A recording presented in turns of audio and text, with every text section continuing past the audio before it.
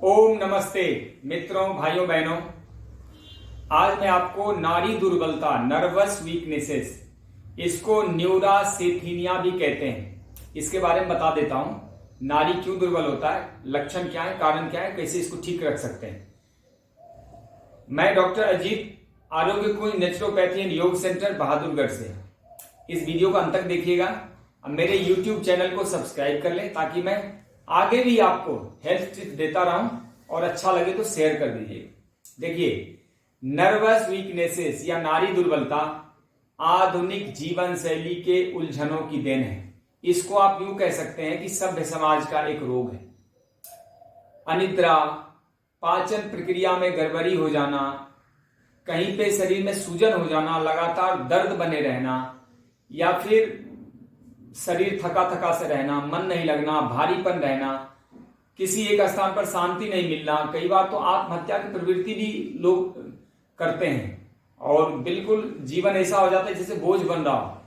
तो ये जो नाड़ी दुर्बलता है, इसको यूं समझ लीजिए कि जिस किसी भी देश में सड़कें नष्ट हो जाएगी, वहां पे सेना के लिए या आम लोगों के लिए राशन पानी या जो रसद है, जो सामग्री है, खाने पीने की, जीने की जो संसाधन है, कैसे पहुंच पाएंगे। उसी प्रकार जो नस नाड़ियां हैं, ये हमारे शरीर का सड़क है या रोड है, ट्रांसपोर्ट का आधार है। और रक्त क्या है, वो ट्रांसपोर्ट है। यदि सड़कें अच्छा नहीं होगा तो रक्त आपके जो भोजन का रस है या भोजन में जो पोषण है, न्यूट्रिशन है, उसको हर एक सेल, टिश्यूज, ऑर्गेन्स तक कैसे पहुंचाएगा। बस यूं समझिए, नस नाड़ियां हमारे शरीर की सड़कें हैं और रक्त जो है उसका ट्रांसपोर्ट है, और उसमें पोषण जो है बिजली है। यदि ये ना हो तो हमारा देश कैसे चलेगा, वैसे ही शरीर कैसे चल सकता है। तो प्रकृति का एक नियम है कि प्रकृति दर्द करके उसको इंडिकेट करती है। दर्द दरअसल कोई रोग नहीं होता, दर्द दरअसल एक लक्षण होता है, एक इंडिकेशन, एक संकेत होता है कि फला जगह पे खून नहीं पहुंच रहा है, ऑक्सीजन नहीं पहुंच रहा है, पोषण नहीं पहुंच रहा है, आप उसको ठीक कीजिए। हम क्या करते हैं, लेके अंग्रेजी दवाई ठोक ठोक के दर्द को भोथरा बना देते हैं। यानी दर्द तो वही है, रोग तो वही मौजूद है, हमने सिर्फ उसके सेंसेशन को खत्म कर दिया। यह एक और खतरनाक स्थिति है। हम कहते हैं दवाई खाने से आराम, दवाई खाने से आराम नहीं मिल रहा है, वह नशा पिलाया जा रहा है, और लगातार ऐसा कर करके तो लीवर खराब हो जाएगा, किडनी खराब होगा, कैंसर हो सकते हैं, बड़े रोग हो सकते हैं, या लकवा हो सकता है, कई चीजें ऐसा हो सकता है। तो इसका क्या है कि मानसिक शारीरिक काम अधिक करना, भोजन में गड़बड़ी करना, नींद का असंयम रखना, व्यायाम नहीं करना, प्रदूषण, दवाई, यही सब इसके कारण है। और इसमें एक और चीज समझ लें आप कि यदि उसको नहीं खोला गया तो यह जीवन को नाश कर देगा, घर में बिठा देगा, और कई साल चारपाई बेड पे रह के आदमी खत्म हो सकता है। एक और इसके संबंध में बातें करना चाहूंगा कि यदि भगवान या ईश्वर या प्रकृति, जो भी आप मानते हैं, यदि शरीर में दर्द ना दे तो रात में सोते सोते किसी का पैर काट दिया जाए, उसको पता ही नहीं चलेगा, वो खत्म हो जाएगा। चलते चलते किसी का हाथ टूट के गिर जाए, या कोई शरीर का कोई अंग गिर जाए उसके, अगर उसको दर्द नहीं होगा उसको पता नहीं चलेगा। दर्द दिया ही गया है उसको ठीक करने के लिए। दर्द हो तो कई फायदे हैं। दर्द हो तो भगवान को धन्यवाद करना चाहिए। एक तो आप रोग को ठीक कर लेंगे, दूसरा इसी बहाने भगवान का नाम लेंगे, तीसरा कि यदि दर्द हुआ है तो कोई ना कोई रोग है वो ठीक भी हो जाएगा। यानी दुख आया है तो आगे उसके सुखी है, यानी ठीक होने के लिए प्रस्तुत हुआ है, दर्द हुआ है, वो इंडिकेशन है। तो आपको फायदा ही फायदा है, इतना घबराने की जरूरत नहीं। अब इसका उपचार कैसे कर सकते हैं, मैं आपको 3-4 चीजें बताऊंगा, वो आप कर लें। या तो आपके घर में कोई ऐसा केस हो या आपके अंदर हो, तो दरअसल सहानुभूति की बहुत जरूरत होती है। यह एक तरह से मनोकायिक रोग भी है, या मनोचिकित्सा भी है, या ये फिर मानसिक रोग भी है। इसमें आदमी मन से बहुत बुझ जाता है, गिर जाता है। तो सहानुभूति दिखलाते हुए उनको थोड़ा सा सिंपैथी की जरूरत है। और इसमें स्मृति भ्रंश भी हो जाता है, आदमी भूलने लगता है, क्योंकि मस्तिष्क को तो 20-25 सेकंड खून नहीं मिले तो डेड होने लगता है, क्लॉट होने लगता है खून का। तो इसमें स्मृति भ्रंश होता है। तो सहानुभूति के साथ साथ उनको थोड़ा जैसे आध्यात्म की जरूरत होती है, भजन कीर्तन मंत्र प्रार्थना, नेचर की जरूरत होती है। जैसे धूप में बैठे, सुंदर स्वच्छ हवा में बैठे, किसी पेड़ के नीचे बैठे, नदियों के झील के किनारे बैठ सकते हैं। ये सब बहुत जरूरी है। आवश्यकतानुसार कोई खेल खेल सकते हैं उनके साथ, हास्य परिहास कोई साथ में, जैसे अंतराक्षी पर खेलते हैं, कोई अच्छा ऐसा सीरियल देखें जिससे मन को सुख शांति मिले। क्योंकि मनुष्य जीवन में जो भी संसार में सब कुछ उबाऊ है।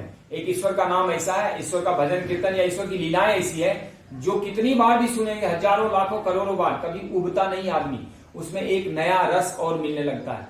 यह प्रकृति का अनुपम सौंदर्य है, प्रकृति की अजीबोगरीब व्यवस्था है। तो एक तो उनको सिंपैथी, प्रेम, सहानुभूति की जरूरत होती है। दूसरा, सुबह सुबह उठते ही लहसुन, अदरक, हल्दी, 3 चीज याद रखें। छोटा सा टुकड़ा हल्दी, छोटा सा टुकड़ा लहसुन और छोटा सा टुकड़ा 2-3 कलियां लहसुन, इतना सा अदरक, इतनी हल्दी, यह ले लें, मुंह में रख के इसको चूसे चबा चबा के 5-7 मिनट रखने के बाद गुनगुने पानी में थोड़ा नींबू का रस या सेव या जामुन का सिरका मिला 20-30 ml, और अगर शुगर वगैरह ना हो तो थोड़ा शहद मिला के उसको चाय जैसे पिए। कम से कम 5-10 मिनट में पीना है, 5-7 मिनट में चूसना है, फिर उसको धीरे धीरे चाय जैसे पीना है, नींबू शहद पानी को या सिरका शहद पानी को। यह पीने के बाद फ्रेश होना है। फ्रेश होने के बाद 1 घंटे तक मुंह में कुछ नहीं डालना है। वॉकिंग करें, जॉगिंग करें, कुछ भी करते रहें। इसके बाद क्या कर सकते हैं कि आप 2-3 पत्ते इकट्ठा करें। मैं समझा देता हूं क्या पत्ते हैं। हार श्रृंगार का पत्ता बहुत अद्भुत काम करता है। इसके अलावा यदि गर्मी भी बनती हो पेट में तो शीशम का पत्ता लें।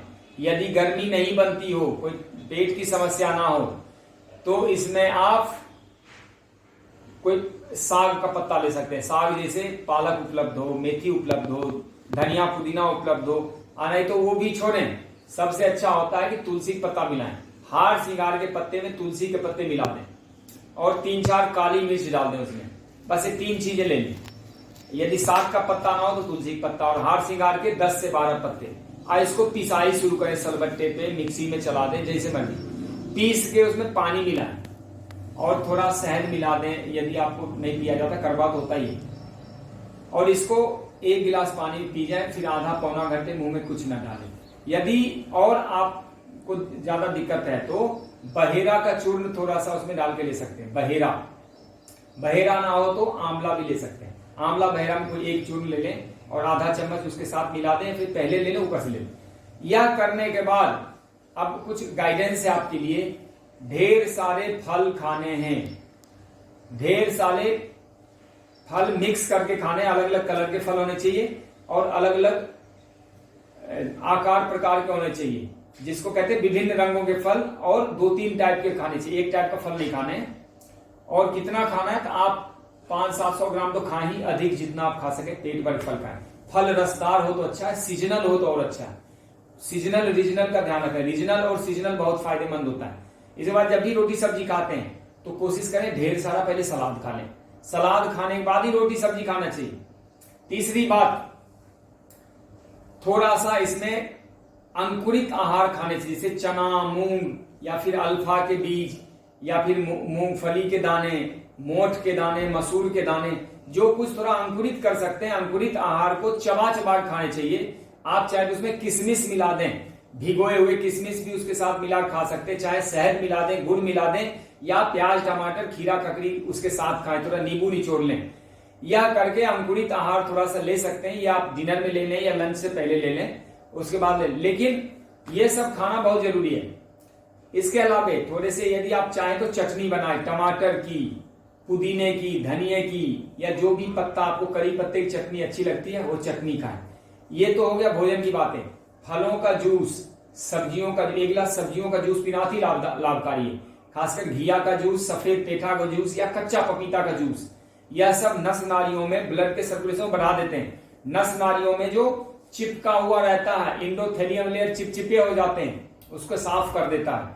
वहां पे नाइट्रिक ऑक्साइड का प्रोडक्शन नहीं होता, जिसकी वजह से खून का संचरण रुक जाता है, नसों में सूजन आ जाती है, नसों में ब्लॉकेज आ जाता है। यह सब खोलना शुरू कर देता है, और यह मात्र 3 से 7 दिन में होना शुरू हो जाता है।